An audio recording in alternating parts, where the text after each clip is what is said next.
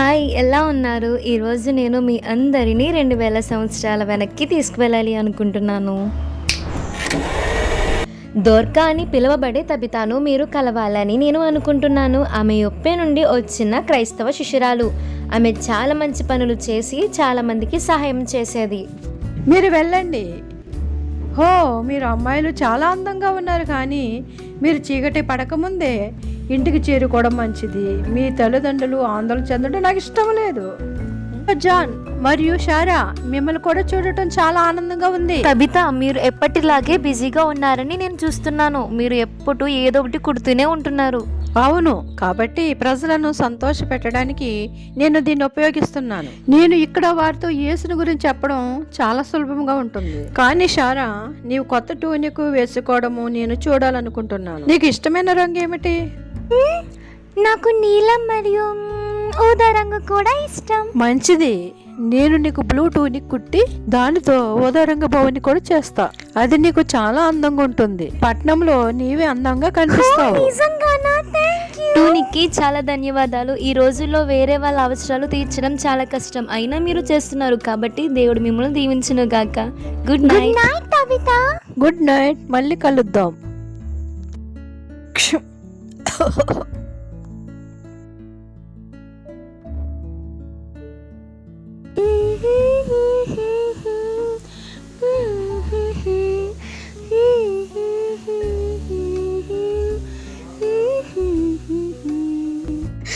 సారా, Tabitha చనిపోయిందని నువ్వు విన్నావా? ఏంటి? అమ్మా అమ్మా. సారా, నువ్వు ఇక్కడ ఉన్నావా? ఏమైంది అమ్మా? తబిత చనిపోయిందా? లేదు, కానీ తబిత రాత్రి సమయంలో చాలా నీరసంగా మారింది మరియు ఆమె చాలా త్వరగా చనిపోతుందని భయపడింది. లేదు, మేము నిన్న ఇక్కడే ఉన్నాం కదా, మనం మాట్లాడము కదా. కానీ ఆమె అలసిపోయినట్లు కనిపించింది. ఆమె అందరి పట్ల చాలా దయ కలిగి ఉంది. ఆమెకు సహాయం చేయగలమని నేను అనుకుంటున్నాను. అపోస్తుడైన పేతురు లుద్ద సమీపంలో ఉన్నాడని, అతను 8 సంవత్సరాల అనారోగ్యపు వ్యక్తిని స్వస్థపరిచాడని నేను విన్నాను. అతను తబితాని కూడా న్యాయం చేయగలడని అనుకుంటున్నారా? నాకు తెలియదు, కానీ మాకు లభించిన ఏకైక అవకాశం ఇది ఒక్కటే. దయచేసి త్వరపడి పీటర్ని రమ్మని అడగండి. మాకు సమయం తక్కువగా ఉంది. ఆమెను నష్టపోవటం మాకు ఇష్టం లేదు. ఆగు. ఏమైంది? పీటర్ వీలైనంత త్వరగా తబితాను న్యాయం చేయడానికి వస్తాడు. చాలా ఆలస్యమైంది, తబిత చనిపోయింది. అరే లేదు,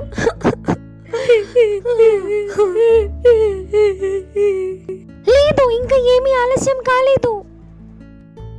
సారా, తబిత చనిపోయింది. అయితే ఆ జబ్బు పడిన వ్యక్తిని స్వస్థపరిచిన దేవుడు తబితాను కూడా స్వస్థపరుస్తాడని మీరు అనుకోవడం లేదా? తాను చెప్పింది నిజమే. పేతురుని ఇక్కడికి ఎలాగైనా తీసుకురావాలి. అతను యేసుక్రీస్తు శిష్యుడు. ఎవరైతే చనిపోయిన లాజర్ని లేపారో నేను వెళ్ళి తీసుకొస్తాను. నేను కూడా నీతో వస్తాను. నేను కూడా. లేదు లేదు, మనం ఇక్కడ ఉండాలి. నువ్వు తబితాని దగ్గరుండి చూసుకోవాలి. మేము ఇక్కడ పేతురు గారి కోసం ఎదురు చూస్తూ ఉంటాము.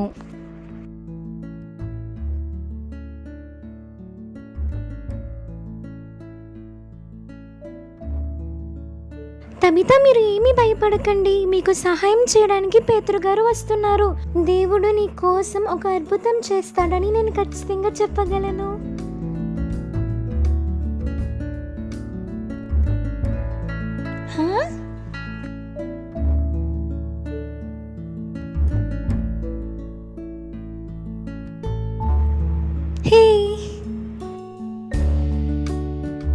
ఈ అందమైన అంగిని చూడండి, తబిత నా కోసం తయారు చేసింది.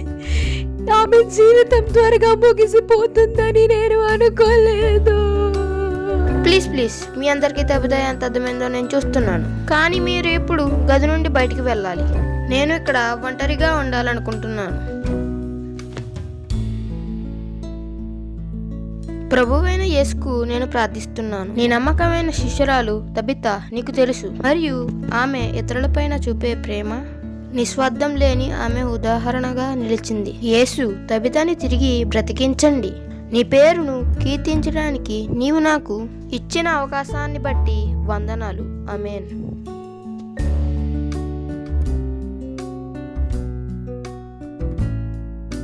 తబితా లే.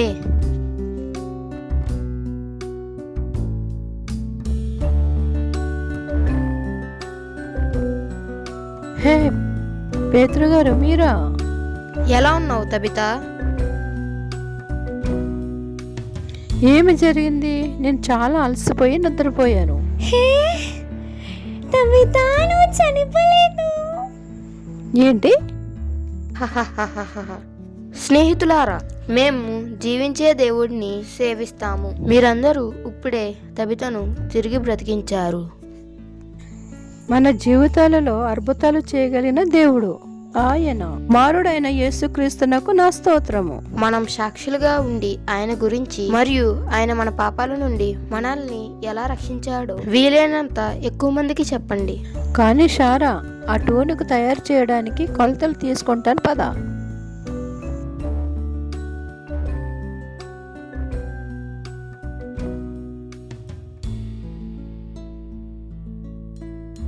ఆశ్చర్యంగా అద్భుతం యొక్క పదం త్వరగా వ్యాపించింది మరియు ఒప్పేలో చాలా మందికి యేసుపై విశ్వాసం వచ్చింది. మనమున్న చోటికి మనం కూడా ఇతరులకు ఆశీర్వాదంగా మారాలి మరియు తబితలాగా యేసు శిష్యునిగా ఉండాలి అంటే ఇదొక మంచి ఉదాహరణ. కథతో పాటు అనుసరించిన వారందరికీ నా ధన్యవాదాలు.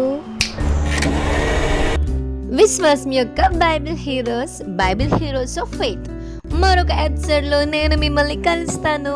అంతవరకు టాటా, బాయ్.